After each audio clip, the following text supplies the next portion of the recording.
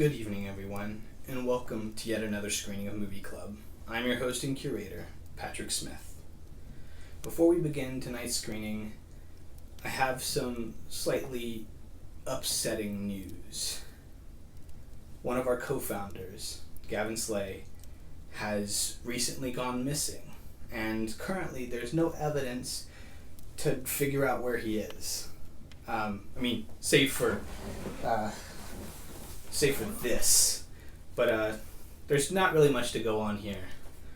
The authorities at B think that this might be a shark attack. However, I really don't see what they're talking about. I don't think the evidence really supports that. And given that they didn't notice that I stole this from their lockup, this evidence right here, I wouldn't really trust their judgment or their character. So, my opinion is that this is a firework accident, you know? I mean, who among us hasn't accidentally blown off a finger while trying to celebrate the country that we love? I mean, I, for one, lost feeling in this finger a couple years ago at our other co-founders' 4th of July party. I have yet to regain anything there, and you know what? I'm perfectly fine. So, I'd hazard a guess that so is Gavin. Hold on. I'm getting something from my floor manager. Okay. It appears that the mayor's office has just released what is believed to be the last known video that details Gavin's location. So I think... do we have it? I think we're going to roll that right now. Okay.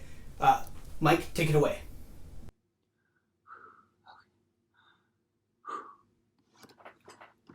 Hey everyone, I just wanted to make a video so that I have a record of events in case something goes wrong here. Now, if you haven't heard, there have been a series of recent shark attacks in Eufaula, Alabama. And it made me think of the movie Jaws. So I started watching the movie, and then I went to look something up, and I ended up down a little bit of a Wikipedia rabbit hole. And what I found will blow your mind. Now, a lot of people know that the movie came out in 1975 and was directed by Steven Spielberg. But what a lot of people don't know is that it was one of his first films, and actually almost sank his career before it even got started.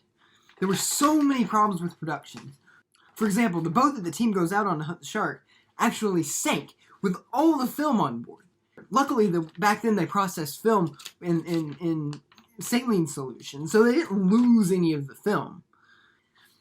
And that wasn't the only thing that went wrong with the film. The prop shark, which Steven Spielberg named after his lawyer Bruce, was also notoriously problematic. I mean, it would just sink to the floor and fall apart during filming. It became so bad that Steven Spielberg had to cut it out of a lot of the movie. It's probably the aspect of the film that hasn't aged the best, but because Steven Spielberg found ways to work around it, it's not in a lot of the film. Shooting took so long that the film had to be delayed from its original release in Christmas of 1974 to the summer of 1975. Studios didn't usually release their best films in the summer because that was when people were off on vacation or at the beach. But Jaws did so well that it helped launch the tradition of the modern blockbuster, along with Star Wars, which released 2 years later in the summer. Jaws also scared people away from the beaches, launching modern panic about shark attacks, even though shark attacks usually don't happen. Sharks are mostly docile and don't attack humans unless they're provoked or if there's food available. Production on Jaws wrapped 100 days over schedule.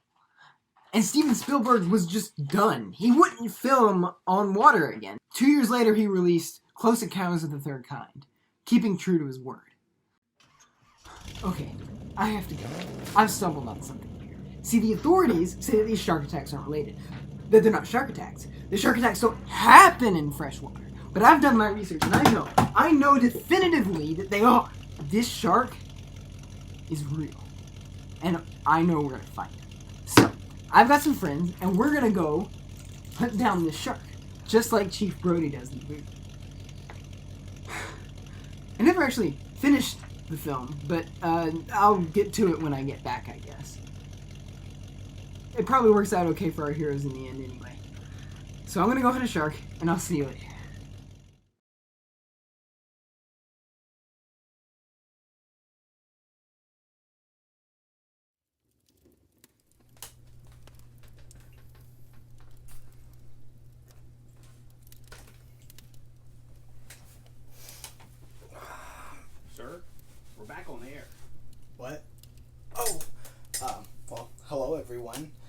Welcome back. I think I should probably do my job now. But I do think Gavin covered most of the bases. Was there anything you forgot? Ah, yes, of course. The fantastic soundtrack by John Williams.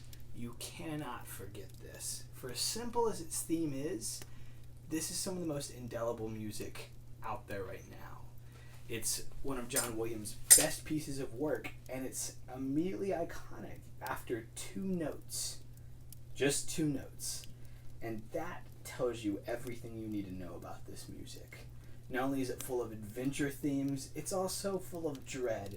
It managed to take a shark that was mostly, well, unremarkable, to say the least, and make him an actual menacing threat to our characters. Also, Gavin didn't really tackle this, but Verna Fields, the editor of this film, is totally worth thanking because, honestly, without her efforts, this film might not be the classic that it is today. She often didn't have any film to work with at the end of the day because they were so far behind on the shooting schedule. So when she got it, she did the best she could with what she had and managed to create an incredible and suspenseful thriller that is better than the sum of its parts, which is saying a lot because they've got a bunch of great actors, an incredible setting, and some incredible magic movie moments. One of which she actually helped create in the editing room with Spielberg. After the film wrapped, Spielberg wanted one more scare, and he got it with the help of Verna Fields. I'm of course talking about the head scare. You know what I'm talking about if you've seen this movie. And what Verna and Steven did was they submerged a prop at the bottom of Spielberg's pool and kept having the head pop out at random intervals. And then they mixed and matched the results until they finally found the footage that worked the best, that delivered the best scare. And the rest is history. The incredible partnership between these two is worth talking about, because without the banter, the back and forth between these two people, Jaws might not be as good as it is. And it is because of Verna Fields and people like her that movies that you love come to life in the way that they do. Every scare, every heart-pounding adventure moment, like when Tom Cruise hangs out of an airplane. Yes, of course you have to thank Tom Cruise for wanting to do that stunt and all the incredible camera people who were able to capture it. But the editing is so important in making you believe that it's real, making you believe that it's more dangerous than it actually is, and giving you the adventure that only film can. Because it's not a live performance.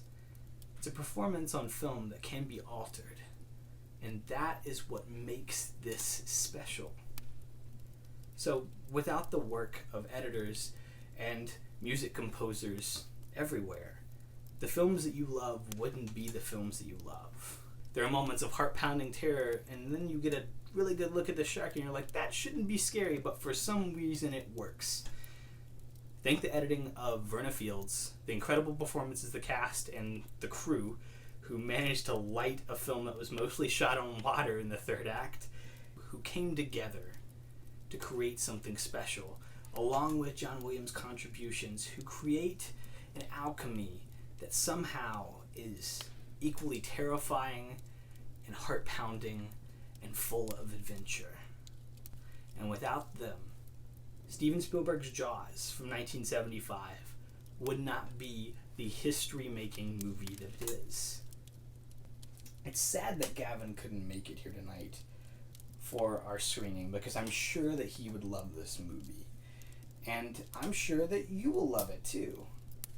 So I hope that you will join me in sending good vibes out to Gavin while he awaits his rescue when we find him. Because I'm sure that when we find him, he'll be all in one piece.